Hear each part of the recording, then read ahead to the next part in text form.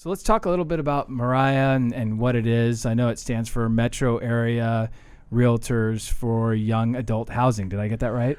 Real estate professionals for young adult housing, because we wanted to include more than just realtors in this type of community project. So that's where title came in with Ivan Solis here at Lawyers Title. We had lenders, we've had other affiliates, we call them, as well as real estate agents. So this started about 15 years ago in the back patio of Lucy Abernathy in Mission Hills on Palmetto Street. I'll never forget it. I've never heard this story, actually. Yeah. Well, let me back up even further. David Yoder, who's no longer with us, who was the really impetus to getting this whole thing started, and Gail Hillen were instrumental in having the center, or working with the center, in order to do a project like this, of the first of its kind in the entire nation for LGBTQ primarily, but it's structured for youth between 18 to 24 year olds. Anyway, they helped secure a building downtown, the Sunburst building it's called. It's on Broadway and 16th, is that right? Yep. Yeah. And once we did that, David was just so involved in the community, such a sweetheart, and he got a bunch of us together in Lucy's back patio again. I think there were about 12 or 15 of us, and we were like, so now what do we do? They've got this building, they've secured it, they paid cash for it, or whatever the case was. They had no overhead with respect to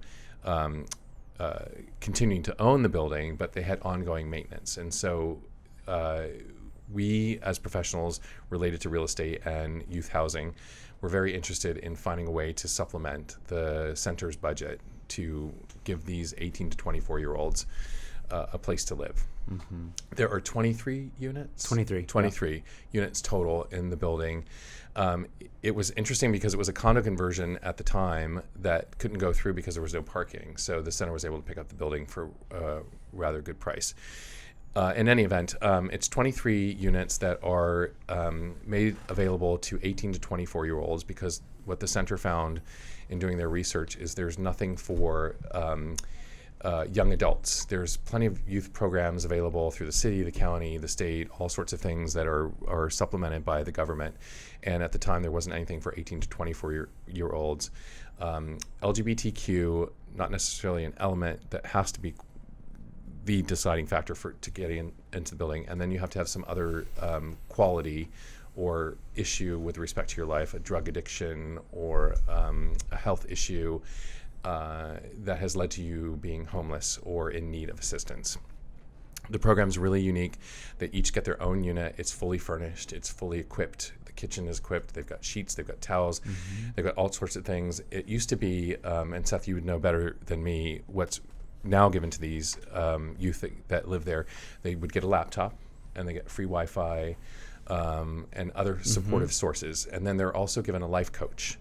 And so they're set on a program almost immediately that they have weekly, monthly, quarterly, and annual goals to achieve certain things. They either have to go to school, and the city college has been very supportive of the program, by the way. They've actually done some renovations with respect to the yard and other things that are related to the building, or they have to get a job, or they have to do a combination of both, but they just can't sort of languish or linger in there.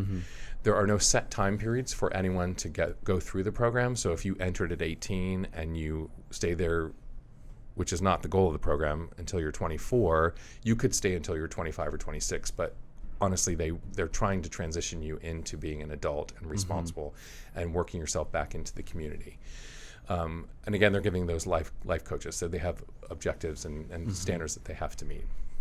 Yeah. That is a great description. Yeah. And I'm impressed by how much they're doing just beyond, because I think in my narrow scope of just not knowing what I don't know, was thinking, okay, it's they give them shelter and, get them out off the streets and that kind of stuff, but it sounds really comprehensive. It's incredibly comprehensive, and they make them responsible.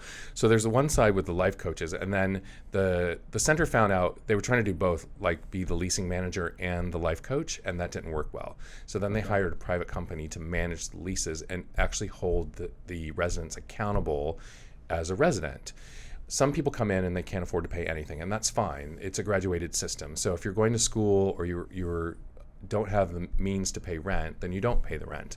But if you get a job, then they scale your rent and they try to teach you how to be responsible to pay for your living expenses and do a balanced budget and learn to save money and learn to achieve things that would make you a productive adult once you're back into society.